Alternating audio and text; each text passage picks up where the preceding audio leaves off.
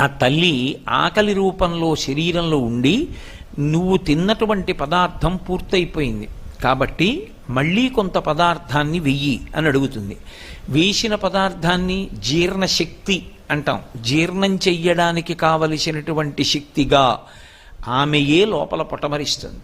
ఒకడికి ఉపన్యాస శక్తిగా, ఒకరికి పాట పాడే శక్తిగా, ఒకరి యందు ఒక మంచి వాద్యాన్ని మ్రోగించగలిగినటువంటి శక్తిగా, ఒకరి యందు కార్యాన్ని దక్షతతో నిర్వహించగలిగినటువంటి శక్తిగా ఆవిడ ప్రచోదనమవుతుంది. ప్రచోదనమై ఆమె ఆయన చేత ఆ కార్యాన్ని సాధింపచేసి ఆయన ఆ కార్యాన్ని సాధించాడు అనేటటువంటి కీర్తిని కట్టపెడుతుంది. అందుకే యశస్విని అని పేరు.